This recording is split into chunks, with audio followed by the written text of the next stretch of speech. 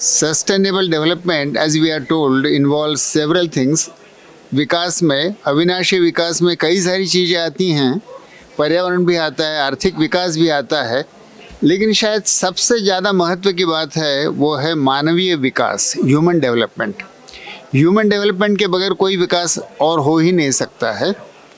तो human development के लिए इंसान जिंदा रहना चाहिए, हेल्दी रहना चाहिए, औरतों को मौका मिलना चाहिए, आर्थिक विकास भी होना चाहिए, सोशल डेवलपमेंट भी होनी चाहिए। इसलिए आज मैं आपके सामने एमएलए की स्कीम्स और सीएसआर फंड कैसे मिला इसकी बात नहीं करूंगा, क्योंकि मैं कोई उसका तज्ञ नहीं हूं और उसमें तो आप बहुत ज़्यादा अनुभवी हैं। सस्टेनेबल ह्यूमन डेवलपमेंट का एक ये सिर्फ ज़रिया है, ये कोई दावा नहीं है कि ये सारा चित्र है, ये एक ज़रिया है। और इसमें मैं आपको पहले तो एक समस्या का जिक्र करूंगा। वो समस्या बहुत विवादास्पद है, कंट्रोवर्शियल है, इसलिए जानबूझ के मैंने उसको चुना है ताकि कुछ चर्चा हो सके। जिस पे सभी की सम्मति है उसकी क्या चर्चा करना है। तो एक कंट्रोवर्शियल प्रश्न की बात करूंगा और फिर मैं आपको गढ़चिली जिस ज़िले में मैं काम करता हूं वहाँ की एक कहानी आपके सामने पेश करूंगा। मैं आपके सामने वो कहानी पेश करूंगा एक महात्मा गांधी का, जो उन्होंने कहा कि अगर मुझे 1 घंटे के लिए भी भारत का तानाशाह बना दिया जाए तो सबसे पहले चीज़ मैं सब शराब की दुकानें बंद करूंगा। और दूसरा वक्तव्य श्री प्रशांत किशोर जी का, बिहार से, जो उन्होंने कहा कि prohibition in Bihar is a failed policy. इन दोनों में से कौन सही है? क्या शराब को प्रोहिबिशन के द्वारा रोका जा सकता है कि ये गलत, असफल पॉलिसी है? अब महात्मा गांधी को ये कहे हुए तो 100 साल हो गए, तो बात पुरानी हो गई। और प्रशांत किशोर जी सिर्फ बिहार की बात करते हैं तो एक बहुत भारत के कम तबके की बात है। तो चलिए हम विज्ञान क्या कहता है और वैश्विक विज्ञान क्या कहता है इसको देखें। 2017 में ये एक जागतिक अध्ययन प्रकाशित हुआ जो विश्व के इतिहास में आज तक का सबसे बड़ा, स्वास्थ्य पर सबसे बड़ा अध्ययन है। 4 अरब लोगों के बारे में स्वास्थ्य का डेटा इसमें इस्तेमाल किया गया है। इसको कहते हैं global burden of disease study 2017। आज विश्व का है सबसे ज़्यादा माना अध्ययन है। ये अध्ययन ये कहता है कि दुनिया में मौत, बीमारी और विकलांगता निर्माण करने वाले जितने भी कारण हैं उन सबसे ऊंचे 7 कारणों में एक शराब है, अल्कोहल है। और इस देश की ज़्यादातर जो प्रोडक्टिव उम्र की जनता है वो तो 15 से 50 की उम्र में है, तो उनकी मृत्यु का नंबर 1 कारण अल्कोहल है। और अल्कोहल के कारण 230 तरह की बीमारियां होती हैं, और उनमें से जो प्रमुख है कुछ वहाँ बताई हैं, लेकिन ये तो सिर्फ प्रमुख 5 हुई। 230 तरह की बीमारियां होती हैं और दुनिया भर में हर साल 30 लाख लोग अल्कोहल से मरते हैं। अब इसके बावजूद ये तो हुआ भारत का, ये तो हुआ दुनिया का। भारत में क्या हालत है? तो भारत में ये WHO के आंकड़े हैं 2021 के। भारत में आज 51% पुरुष शराब पीते हैं, 25% महिलाएं शराब पीती हैं, और कुल मिला के भारत में 39 करोड़ लोग शराब पीते हैं। ये WHO के आंकड़े हैं।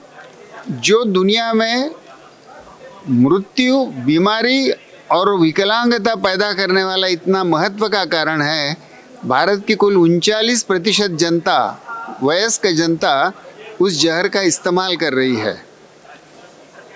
और उसमें से सभी पीने वालों को बुरा असर नहीं होता है, लेकिन जो व्यसनी हो जाते हैं, एडिक्ट हो जाते हैं, डिपेंडेंट हो जाते हैं, शराब के बिना उनका चलता नहीं है, वो कितने हैं? तो भारत के 7% पुरुष व्यसनी है अल्कोहल के, और भारत की 0.4% महिलाएं व्यसनी हो गई हैं। इसका कुल मतलब हुआ कि भारत में 4 करोड़ लोग शराब के व्यसनी हैं। अब देखिए, एक आदमी को जो व्यसन होता है तो खुद बर्बाद नहीं होता है, उसके साथ परिवार के और 4 लोगों को बर्बाद करता है, आस पड़ोस के लोगों को बर्बाद करता है, जहाँ काम करता है वहाँ उस काम को बर्बाद करता है, अपने इर्द गिर्द की महिलाओं को असुरक्षित करता है। ग्राम सभा हो नहीं पाती है क्योंकि एक शराबी उसको डिस्टर्ब कर देता है। भारत में अगर 4 करोड़ शराबी हैं, हर एक के पीछे अगर 5 भी और लोगों को उसकी तकलीफ होती है तो भारत में करीबन 20 करोड़ लोग शराब से या तो ग्रस्त हैं या तो त्रस्त हैं। तो शराब से ग्रस्त और त्रस्त लोग तो एक पूरा उत्तर प्रदेश है। उत्तर प्रदेश की जितनी आबादी है, करीबन उतनी आबादी भारत की शराब से ग्रस्त है या त्रस्त है। और ये शराब पीने का अनुपात देखिए कितना बढ़ रहा है।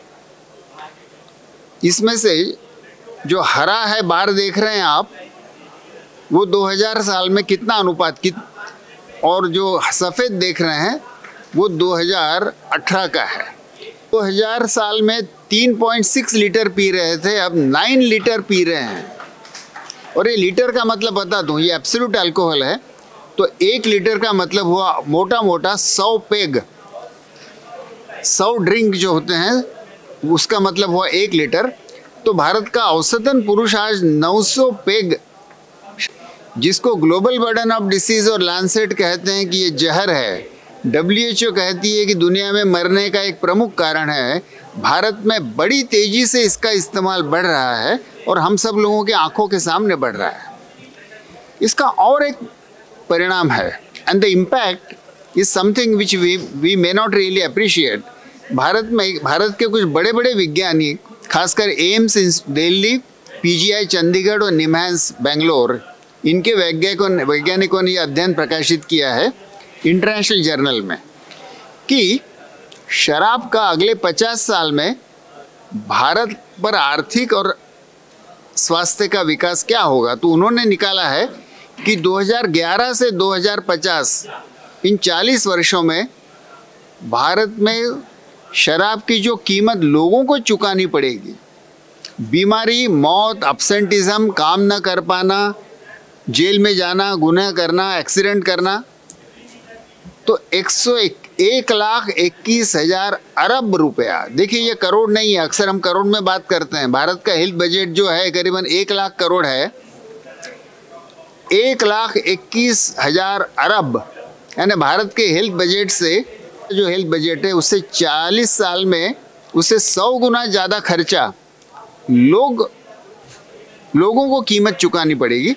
उसमें सरकार को कुछ टैक्स मिलता है तो फ़ायदा हुआ, उसको भी निकाल दें तो फिर भी नेट 98,000 बिलियन रुपीज़, 98,000 अरब रुपए का कीमत लोग चुकाने वाले हैं बीमारी, मौत, अब एक्सीडेंट और पागलपन और सुसाइड के कारण। इसके और भी आर्थिक के सिवाय और भी कई उसके दुष्परिणाम हैं। 230 बीमारियां होती हैं। शराब पीने वाला तो पीता है, लेकिन अपने इर्द गिर्द के सभी लोगों को नुकसान कर सकता है। जो ड्राइविंग कर रहा है और रास्ते के लोगों को मार सकता है, जहाँ काम करता है वो काम नहीं कर पाता है। शराब पी के लोग जब मतदान करते हैं तो लोकतंत्र डिस्टॉर्ट होता है। शराब के नशे में जो मतदान देगा वो कैसे अपना होश में, कहीं थोड़ी ना वो लोकतंत्र का चुनाव कर रहा है। और एक राज्य सरकारों का ये उत्पन्न का प्रमुख साधन बन गया है, तो राज्य सरकारों को ही व्यसन लग गया है शराब के इनकम का। औरतें जहाँ भी हो, अगर एक भी मर्द वहाँ इर्द गिर्द में पिया हुआ है तो औरत असुरक्षित हो जाती है, सभी औरतें असुरक्षित हो जाती हैं। हमने निर्भया कांड जैसे दिल्ली में हुआ, निर्भया कांड में उस लड़की पे इतना अत्याचार हुआ, लेकिन नीचे आखिर में एक छोटी सी लकीर थी। वो वाक्य ये था कि जो अत्याचारी थे वो शराब के नशे में थे। तो स्त्रियों पे अत्याचार होने वाली बहुतांश घटनाओं में अत्याचारी नशे में होता है।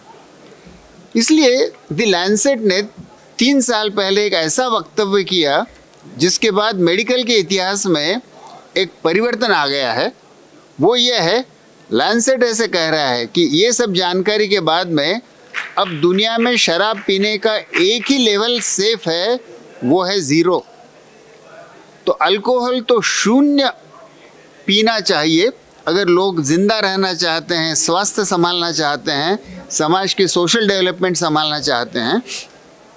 तो एक ही शराब की लेवल सुरक्षित है, वो है 0 शराब। अब ये जो नया विज्ञान का ज्ञान पिछले 3-4 सालों में अचानक आया है, 5-6 सालों में, उसका हमारे पॉलिसी में, हमारे चिंतन में और हमारे सामाजिक प्रक्रिया में कैसे उसको लाएं।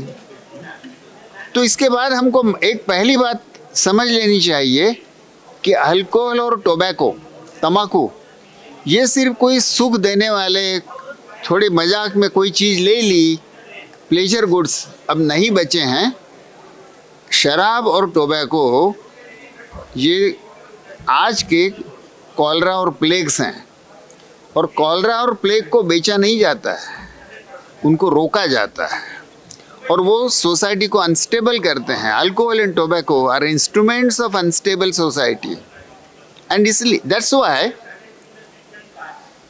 यूएन ने अपने जब सस्टेनेबल डेवलपमेंट गोल्स बनाए तो उसमें अल्कोहल का अनुपात और अल्कोहल के दुष्परिणाम कम करना, ये सस्टेनेबल डेवलपमेंट गोल में उन्होंने उसको अंतर्भूत किया है। इसलिए आज मैं आपसे जो बात करने जा रहा हूँ वो सस्टेनेबल डेवलपमेंट की ही बात है, लेकिन वो स्वास्थ्य, औरतों की सुरक्षा, सामाजिक हार्मनी और सामाजिक डेवलपमेंट, ह्यूमन डेवलपमेंट। तो अब सवाल ऐसा है हम सब लोगों के सामने, पूरे भारत के सामने, कि अल्कोहल अगर हार्मफुल है, शराब अगर नुकसान देती है, समाज को नुकसान देती है, तो इसको कम कैसे किया जाए। अब देखिए, हम कुछ देश हमारे इर्द गिर्द के देखें कि वहाँ पर कैपिटा पर ईयर कितना अल्कोहल पिया जाता है। ये लीटर में है, और 1 लीटर का मतलब हुआ 100 पेग, शराब के 100 प्याले। भारत में औसतन अभी है 5.6 लीटर, ये स्त्रियों और पुरुषों को मिला के। म्यांमार में उससे कम है, श्रीलंका में उससे कम है, नेपाल में 2 लीटर है, इंडोनेशिया में 0.8 लीटर है, भूटान में 0.6 लीटर है, पाकिस्तान में 0.2 लीटर है, और बांग्लादेश में 0 है। और ये आंकड़े WHO के हैं, मेरे नहीं हैं। And WHO is saying that this is recorded and unrecorded, का मतलब हुआ लीगल और इलीगल दोनों शराब मिलाकर है। तो लोग चोरी भी पीते हैं, वो भी इसमें इंक्लूडेड है। तो सवाल हमारे सामने ये आएगा कि ये इंडोनेशिया, भूटान, पाकिस्तान और बांग्लादेश ने ये कैसे साध्य कर लिया, या इवन नेपाल भी जो प्रिडोमिनेंटली हिंदू देश है, क्योंकि इंडोनेशिया, पाकिस्तान, बांग्लादेश प्रिडोमिनेंटली मुस्लिम है, भूटान बौद्ध है, नेपाल हिंदू है, इन चारों देशों ने शराब को इतने कैसे कम कर लिया। तो इसका मतलब, इसका उत्तर ये मिलता है कि गवर्नमेंट की पॉलिसी शराब को कम करने की या प्रोहिबिशन की, नंबर 2 उस देश की सामाजिक रचना और संस्कृति, और समाज में पीने का रीति रिवाज और मीडिया, इन 4 चीज़ों में परिवर्तन करके आप शराब को बड़े बड़े पैमाने पे नियंत्रित कर सकते हैं। एक जिक्र करके मैं गढ़चिली की कहानी पे आऊँगा। अमेरिकन इकोनॉमिक रिव्यू में 3 हार्वर्ड विद्यापीठ, पेनिसिल्वेनिया विद्यापीठ और वर्ल्ड बैंक के तज्ञों ने ये अध्ययन प्रकाशित किया है। ये अध्ययन भारत के बारे में है। भारत में 5 राज्यों में या तो प्रोहिबिशन लाई गई या जो थी उसको हटाई गई। तो इनको मौका मिल गया कि प्रोहिबिशन करने से क्या फ़र्क पड़ता है, औरतों के ऊपर जो अत्याचार होते हैं उसमें क्या फ़र्क पड़ता है। तो इनके आंकड़े देखिए, ये कहते हैं कि सिर्फ अगर प्रोहिबिशन भी कर दे स्टेट गवर्नमेंट तो शराब 40% कम हो जाती है। 100% नहीं होती है, लेकिन 40% तो तुरंत हो जाती है, एक दिन में हो जाती है। और दूसरा कि शराब बंद करने, प्रोहिबिशन के कारण औरतों के खिलाफ ऐसे गुनाह जो नेशनल क्राइम ब्यूरो में रिकॉर्ड होते हैं, जो पुलिस के पास रिकॉर्ड होते हैं, ऐसे गुनाह 1 लाख जनसंख्या में 4000 गुनाह जो है वो कम हो जाते हैं। और शराब आप शुरू करें तो 1 लाख जनसंख्या में औरतों के ऊपर 4000 गुनाह, गंभीर गुनाह, क्राइम्स बढ़ जाते हैं। तो अगर ये है तो फिर सवाल आएगा कि जो प्रशांत किशोर जी ने कहा वो सही है कि गलत है। Did prohibition fail? तो डिड प्रोहिबिशन फेल और नॉट, इसका जवाब तो ये है कि सफलता को हाँ या ना में नहीं गिना जा सकता है। सफलता परसेंटेज में गिनी जाती है। गरीबी कितना परसेंट कम हुई, मालन्यूट्रिशन कितना परसेंट कम हुआ, बेरोजगारी कितना परसेंट कम हुई, ऐसे हम गिनते हैं। हम ये नहीं कहते हैं कि बेरोजगारी 0 हो गई। लेकिन शराब के बारे में, प्रोहिबिशन के बारे में हम लेकिन ये सोचते हैं कि प्रोहिबिशन होगी तो शराब 0 हो जाएगी। ऐसा नहीं होता है, परसेंटेज में ही सफलता मिलती है। और सवाल है कि ये 40% सफलता ये अच्छी मानी जाएगी या असफलता मानी जाएगी। जो प्याला है पानी का वो आधा भरा है, आधा खाली है। प्रोहिबिशन 40% तो शराब कम कर देती है, बची हुई 60% कैसे कम करें? तो उसके लिए मैं आपके सामने एक कहानी गढ़चिली की पेश करने जा रहा हूँ कि गढ़चिली की औरतें आज से 35 साल पहले ही जानती थी कि शराब हमारे लिए बहुत घातक है। जो WHO आज कहने लगे हैं, गढ़चिली की औरतों ने हमको 35 साल पहले कहा। तो ये गढ़चिली कहाँ पर है? आप देख रहे हैं ये महाराष्ट्र है। यहाँ बम्बई में हम बैठे हैं। बम्बई से 1000 किलोमीटर दूर महाराष्ट्र के पूर्व कोने में, यहाँ आगे बस्तर इलाका हो जाता है छत्तीसगढ़ का, ये गढ़चिली ज़िला है। अब ये महाराष्ट्र का सबसे गरीब है, सबसे पिछड़ा हुआ है, आधी जनसंख्या आदिवासी है। वो महुआ इकट्ठा करते हैं तो महुआ की शराब पीना ये उनके लिए आम बात है। ऐसे ज़िले में औरतों ने ये कहना शुरू किया, मैं और मेरी पत्नी रानी 35 साल पहले इस ज़िले में जाके रहने लगे। रात में जब आदिवासियों के साथ में बात करते थे नाइट फायर के अंगीठी के इर्द गिर्द, तो औरतों ने बार बार कहना शुरू किया कि आपका ये दवाइयाँ और स्टेथोस्कोप बाजू में रख दीजिए डॉक्टर साहब, हमारी सबसे बड़ी बीमारी तो शराब है, पुरुषों की शराब। उसके लिए कोई दवाई है? उसके लिए कुछ कर सकते हैं? हमने एक सम्मेलन बुलाया तो हमारी अपेक्षा से कई गुना बड़े पैमाने पे उसमें औरतें और लोग इकट्ठा हो गए कि शराब के बारे में कुछ इलाज करने की ज़रूरत है, कुछ उपाय करने की ज़रूरत है। और उसमें से ये आंदोलन निकला कि शराबबंदी होनी चाहिए। मराठी में उसको कहते हैं दारूबंदी। दारूबंदी झालीच पाहिजे, शराबबंदी तो करनी ही चाहिए। उसमें और एक चीज़ हमारे ध्यान में आई, वो सब आप लोगों के लिए बहुत महत्व की है कि भारत सरकार की एक राष्ट्रीय पॉलिसी है जो कि भारत के 10 राज्यों ने, जहाँ जहाँ आदिवासी है उन राज्यों ने उसको रेटिफाई किया हुआ है। वो पॉलिसी 1975 की है, इसलिए लोग उसको भूल गए हैं। वो पॉलिसी ये है कि आदिवासी इलाकों में कोई भी शराब की दुकान खोली नहीं जाएगी। Number 1, excise policy for scheduled area, ये उसका नाम ही है, excise policy for scheduled area. ये आज भी भारत में लागू है। ये आज भी उन 10 राज्यों में लागू है जहाँ पर आदिवासी बड़ी जनसंख्या में रहते हैं, मध्य प्रदेश में रहते हैं। और वो कहती है कि चूँकि शराब से आदिवासियों का भयानक नुकसान होता है, सरकार वहाँ पे कोई शराब की दुकानें खोलेगी नहीं, न लाइसेंस देगी। आदिवासियों को महुआ से शराब पीने का हक रहेगा, लेकिन उसको सामाजिक परिवर्तन के द्वारा धीरे धीरे रोका जाए। तो ये जो पॉलिसी है, इसका सहारा लेके हमने शराबबंदी आंदोलन चलाया और आखिर गवर्नमेंट ऑफ महाराष्ट्र ने हमारी मांग की और 6 साल के आंदोलन के बाद में 1993 में यहाँ प्रोहिबिशन, शराबबंदी इंट्रोड्यूस हुई गढ़चिली ज़िले में। तब से लेके अब 30 साल तक गढ़चिली ज़िले में शराबबंदी है।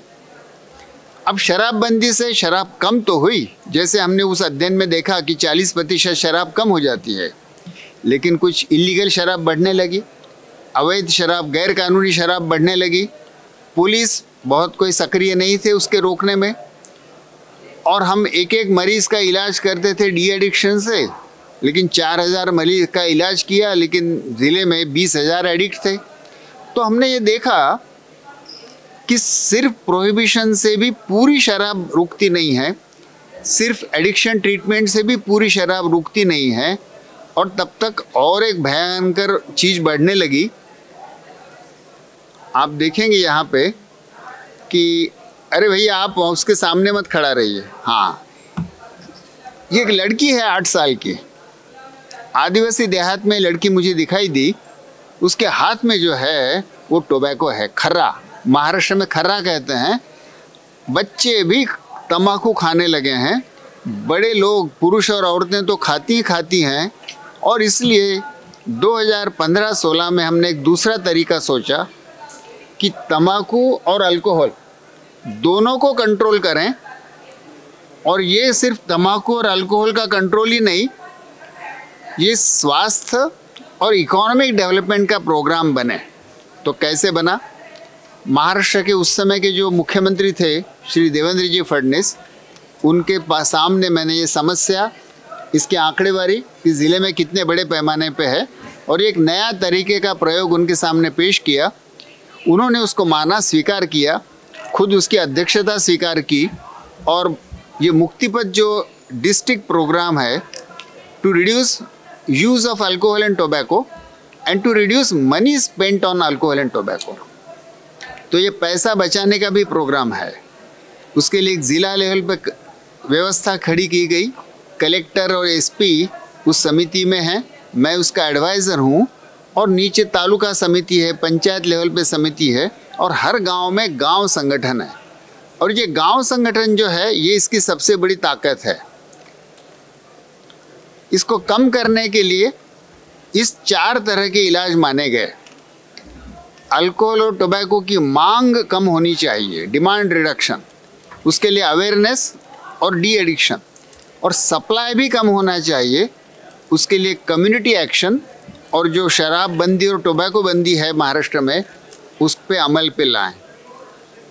तो ये अवेयरनेस जनरेशन के अलग अलग तरीके कि तंबाकू के कैसे आप बैल बन जाते हैं, आपके नाक में जैसे नकेल डाल दी है। सबसे बड़ी ताकत थी कि गांव के लोग अपना समूह का निर्णय लेके अपने गांव की शराब और तंबाकू बंद करें। यहाँ आप देख रहे हैं, इन गांव की औरतों ने मिलके अपने गांव की शराब तो बंद कर ही डाली है, साथ में उन्होंने कहा है कि इलेक्शन में कोई भी कैंडिडेट शराब बांटेगा नहीं। तो गढ़चिरौली ज़िले में 3 इलेक्शन, पार्लियामेंट का इलेक्शन, असेंबली का इलेक्शन, ग्राम पंचायत का इलेक्शन, सभी उम्मीदवारों ने लिखित वचन दे दिया है कि हम शराब बांटेंगे नहीं। तो ये तो शराब भी कम हुई और लोकतंत्र भी सुधरा। गांव जो शराब और तंबाकू मुक्त हो जाता है, ये गांव शराब और तंबाकू मुक्त हो गया है। ऐसे ज़िले में 631 गांव ऐसे हैं जिन्होंने अपने गांव से शराब बंद कर दी है। और आप बॉटम में देखेंगे कि तंबाकू बंद कर दी है से 586 गांव है। बचे हुए गांव अभी कोशिश कर रहे हैं, पुलिस मदद नहीं करती है। तो औरतों ने तरीका निकाला कि राखी के दिन पुलिस को जाके राखी बांधती हैं, और रक्षाबंधन में मांग ये करती है भाई से कि हमारे गांव की शराब बंद करो, मेरा पति, मेरा लड़का इसमें बर्बाद हो रहा है। तो भाई से मांग क्या की कि शराब से हमें बचाओ। और हम व्यसन उपचार करते हैं, तो पूरे ज़िले में 12 जगह पे व्यसन उपचार और 292 गाँव में व्यसन उपचार के कैंप किए गए। गांव के जितने व्यसनी होती है उनको एक साथ लेके उन व्यसनियों का उपचार किया जाता है। मैं अब आखिर में इसका परिणाम क्या हुआ, इंस्ट्रूमेंट तो हमने देखा, मेथड, तरीका, सस्टेनेबल डेवलपमेंट का एक, उसका इम्पैक्ट क्या हुआ। अब ये बेसलाइन, ये शुरू करने के पहले 2015-16 में क्या थी अल्कोहल के बारे में, 41% पुरुष पिया करते थे। ज़िले में 1,58,000 पीने वाले पुरुष थे, और अपने जेब से करीब 80 करोड़ रुपए उस पर वो खर्चा कर रहे थे। और ये देख लिए, ये प्रोहिबिशन के बाद की हालत है। प्रोहिबिशन नहीं होती तो इससे दुगुना होता, प्रोहिबिशन के कारण ये करीबन आधा हो गया है। अब ये देखिए, पीने वालों का जो अनुपात है पुरुष हर साल हम डिस्ट्रिक्ट सैंपल सर्वे करते हैं। 2015 में 41% पुरुष पी रहे थे, वो कम होते होते अभी 25% पुरुष, तो 41% से 25% पुरुष अब पीते हैं। इसका मतलब हुआ कि करीबन 61,000 पुरुषों ने शराब पीना कम कर दिया है, बंद कर दिया है, और शराब पीने का अनुपात 38% से कम हुआ है। शराब पे जो खर्चा करते हैं वो जो करीबन 80 करोड़ था साल का, वो 40 करोड़ पे आया है, तो करीबन 40 करोड़ की बचत हो रही है। टोबैको के बारे में असर थोड़ा कम है क्योंकि औरतें भी तंबाकू खाती हैं, इसलिए उसके खिलाफ आंदोलन करने वाला कोई नहीं है, लेकिन फिर भी टोबैको का भी 43% से 34% पे आ गए, करीबन 10% कम हुआ है, या 1/4 तंबाकू कम हुई है, जिसका मतलब हुआ कि 97,000 लोगों ने और स्त्रियों ने टोबैको खाना बंद किया है, और टोबैको पे 55 करोड़ रुपए का खर्चा कम हो रहा है। ये सब डिस्ट्रिक्ट सैंपल सर्वे के द्वारा, और ये प्रोग्राम के देखिए आप, खर्चा है इसका 2 करोड़, लेकिन जनता के जेब में 91 करोड़ पैसे बचा है। तो हम MLA फंड, हम CSR फंड, हम गवर्नमेंट से फंड्स तो मांगे ही मांगे, लेकिन सबसे बड़ा फंड 91 करोड़ रुपया साल का सीधे लोगों के घर में बच सकता है, औरतों के हाथ में बच सकता है, और उसको परिवार के लिए इस्तेमाल किया जा सकता है। और दूसरे जो इम्प्रूवमेंट हैं, स्वास्थ्य में समृद्धि, वीमेन की सेफ्टी, और पुरुष ज़्यादा काम करने लगे, और गांव समाज जो है वो संगठित हुआ, और एक नया तरीका, अल्कोहल और टोबैको, ये दो जो अनसस्टेनेबल करने वाली चीज़ें हैं, उसको कम करने का एक नया तरीका इसमें से ईजाद हुआ है। आगे क्या करना चाहिए इसमें मैं समाप्त करूंगा कि भारत की संस्कृति वैसे शराब की नहीं है, यद्यपि आज काफ़ी पीने लगे हैं, लेकिन अभी भी भारत में सभ्य नहीं माना जाता है कि आज शराब पिएं। तो इस संस्कृति का हमको उपयोग करना चाहिए। स्वास्थ्य और वीमेन की सेफ्टी को, औरतें इस मुद्दे पे बड़े आसानी से संगठित हो जाती है क्योंकि वो सबसे परेशानी उनको भुगतनी पड़ती है, और इसलिए औरतों की ये ज़रूरत है इसको देखते हुए। और अब वैश्विक विज्ञान कह रहा है कि अल्कोहल, टोबैको, ये तो अभी के कॉलरा और प्लेग है, ये तो किलर्स हैं, इनको रोको।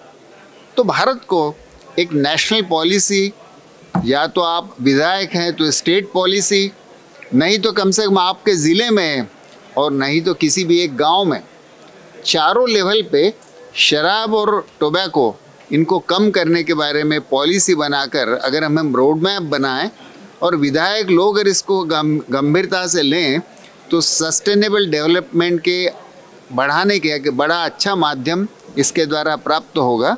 मैं आप सब लोगों से अपील करूंगा कि विकास के और तो सब जरिए इस्तेमाल करें, लेकिन अगर विकास होता है और औरत पे बलात्कार होता है, अगर विकास होता है और पुरुष पागल हो जाता है शराब पी के, अगर विकास होता है और एक्सीडेंट्स होते हैं, और शराब से विकास होता ही नहीं, हमने देख लिया आंकड़े कि 98,000 अरब रुपए का नुकसान उससे होने वाला है। इसलिए सस्टेनेबल डेवलपमेंट के इंस्ट्रूमेंट के रूप में इस अप्रोच को इस्तेमाल किया जाए, ये आपके सामने मैं विचारार्थ पेश कर रहा हूँ। धन्यवाद।